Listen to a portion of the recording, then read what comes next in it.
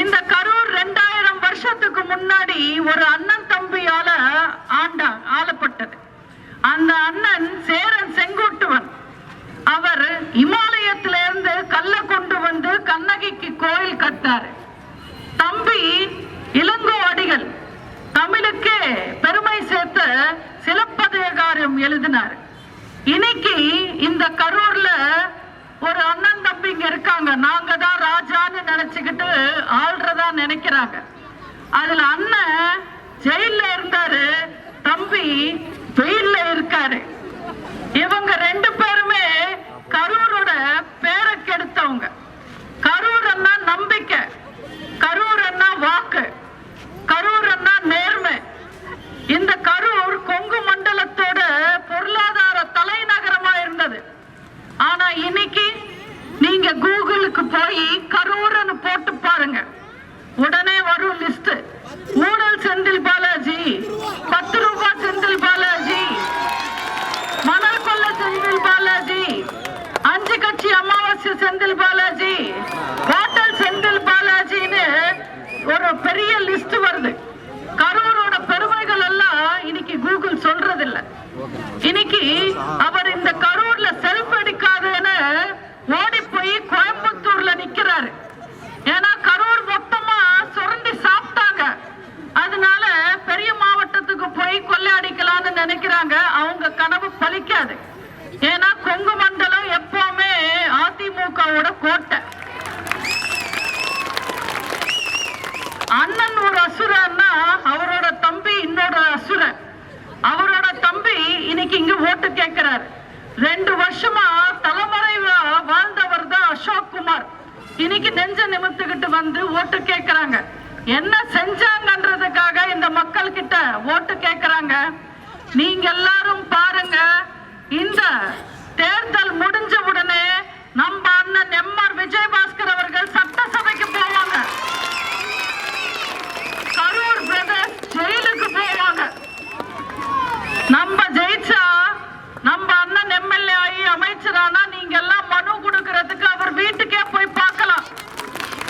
ஆனா ஒருவேளை தப்பு தவறி திமுக ஜெயிச்சா கரூர் பிரதர்ஸ பார்க்கறதுக்கு மனு கொடுக்கறதுக்கு நீங்க ஜெயிலுக்கு தான் போகணும். வராது, வரவே வராது. இந்த கரூர்ல இந்த தேர்தல்ல நம்மளை எதிர்த்து நிக்கிறது 2 பேர். 2 பேரும் மோசமானவங்க. ஈபி வெளியேற்றி மக்களை கசக்கி சாகடிச்சவர் ஒருத்தர், இன்னொருத்தர் திடீர் அரசியல்வாதி. கூட்டத்தை சேர்க்கிறேன்னு மக்களை நசுக்கி சாகடிச்சவர். இதே கரூர்ல தான் நம்ம கூட்டத்துக்கு கூட்டிட்டு வந்த ரசிகர்கள் நசுங்கி செத்தாங்க. நீங்க எல்லாம் நியூஸ்ல பார்த்திருப்பீங்க. ஒரு சின்ன குழந்தை முதுகெலும்பு உடைஞ்சு நெஞ்சில குத்தி செத்து போயிடுச்சு. இன்னொரு குழந்தை மிதிப்பட்டு செத்து போயிடுச்சு. கர்ப்பமா இருந்த பொண்ணு செத்து போயிடுச்சு. ரொம்ப 41 பேர் கொடூரமா செத்தாங்க. வர வச்சவனும் வேடிக்கை பார்த்தா, ஆட்சி பண்ணிக்கிட்டு இருக்கிறவனும் வேடிக்கை பார்த்தா. எந்த முகத்தை வச்சுக்கிட்டு அவங்க இந்த தொகுதியில வந்து மக்களை பார்த்து ஓட்டு கேட்பாங்க? மக்களை சாகடிக்கிறவங்க உங்களுக்கு தேவையா? இந்த கரூர்ல விஜயும் ஜெயிக்க மாட்டாரு, செந்தில் பாலாஜியோட கூட்டமும் ஜெயிக்காது. ஏன்னா மக்களை பத்தி கவலைப்படாதவங்க. இந்த கரூரை பொறுத்த வரைக்கும் யோசிக்க வேண்டியது மக்கள் மட்டும் அல்ல, திருட்டு திமுக காரங்களும் யோசிக்கணும். திமுக கட்சிக்காரங்க நல்லா யோசிக்கணும்.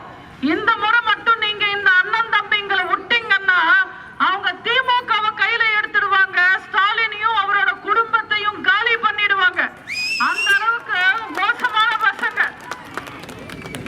செந்தில் பாலாஜி பத்தி எல்லாருக்கும் தெரியாது, எங்களுக்கு நல்லா தெரியும். இங்கேருந்து போனவர் தானே. ஊழல்லையும் திருடுறதுலயும் இந்த தில்லுமுள்ளு தேர்தல்லையும் பிஹெச்டி பண்ணவர் தான் செந்தில் பாலாஜி. பொதுவா திமுகன்னா சயின்டிபிக்கா திருடுவாங்கன்னு சொல்லுவாங்க. ஆனா Senthil Balaji AI version, latest version, updated version. அவர் எப்படி வேணும்னாலும் திருடுவாரு. நம்ம கண்ணு முடிச்சுக்கிட்டு இருக்கும் போதே கண்ணுக்குள்ள விரல விட்டு கான்டாக்ட் லென்ஸ் திருடிடுவாரு. அந்த அளவுக்கு டேலண்ட் ஆனவர். உங்களுக்கு திருட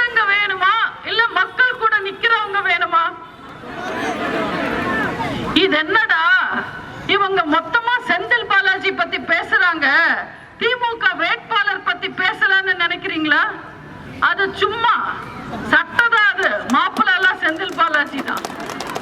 ரப்பர் ஸ்டாம்ப் அது. செந்தில் பாலாஜி பினாமியான்னு கூட சொல்ல முடியாது. செந்தில் பாலாஜி வீட்டு வாட்ச்மேன் தான் திமுக வேட்பாளர். ஒரு வேஸ்ட் பீஸ். அவங்கள பத்தி எதுக்கு பேசணும்?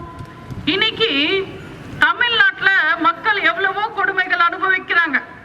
எல்லாரும் அனுபவிக்கிற கொடுமைகள் விட கரூர் மக்கள் அதிகமா கொடுமைகள் அனுபவிக்கிறாங்க. ஏன்னா இந்த 5 வருஷத்துல இந்த கரூர் மக்களுக்கு எதுவுமே செய்யல. ஏன்னா எம்எல்ஏவை நீங்க பார்க்க முடியாது. 1.25 வருஷம் அவர் ஜெயில இருந்தாரு. எப்படி பாப்பீங்க? அவரோட தம்பி 2 வருஷம் தலைமறைவா வாழ்ந்தாரு. எப்படி பாப்பீங்க? அந்த மாதிரி ஆளுங்க வந்து இந்த தொகுதியில ஜெயிச்சா உங்களுக்கு எப்படி பாதுகாப்பு இருக்கும்? எப்படி முன்னேற்றம் இருக்கும்? இங்க எத்தனை காட்சிகளை பாக்குறீங்க? எத்தனை மக்கள் சாகுறாங்க? இன்னைக்கு அண்ணன் சொன்னாரு வந்த உடனே பெண்கள் எல்லாம் போட்டு திமுக அடிக்கிறாங்கன்னு. அவங்கள பாவம் சும்மா விடுமா? இன்னைக்கு திமுக ஆட்சியில இருக்குன்னா அது தமிழ்நாட்டு பெண்கள் போட்ட பிச்சை. தமிழ்நாட்டு பெண்களை ஏமாத்தி தான் அவங்க ஆட்சியில இருக்காங்க. போன முறை ஒரு வெட்டி விளம்பரம், பொய்யான வாக்குறுதி. நாங்க திமுக ஆட்சிக்கு வந்த உடனே மாசம் மாசம் 1000 ரூபாய் கொடுப்போம் பெண்களுக்குன்னு சொன்னாங்க. ஆனா ஆட்சிக்கு வந்த உடனே பெண்களுக்கு 1000 ரூபாய் கொடுத்தாங்களா? 28 மாசம் கழிச்சு கொடுத்தாங்க. அதுவும் பெண்கள் மேல அக்கறையில எல்லாம் கொடுக்கல. எம்பி எலெக்ஷன்ல அவங்க ஓட்டு வாங்கணும்ன்றதுக்காக 1000 ரூபாய் கொடுத்தாங்க. அதுவும் எல்லா பெண்களுக்கும் 1000 ரூபாய் கொடுத்தாங்களா? தகுதியானவங்களுக்கு மட்டும் 1000 ரூபாய்னு சொன்னாங்க. தெரியாம தான் கேக்குற. அடுத்தவன் பொண்டாட்டிக்கு தகுதி இருக்கு இல்லன்னு சொல்றதுக்கு ஸ்டாலின் யாரு? எல்லாருக்கும் கொடுக்கணும் தானே.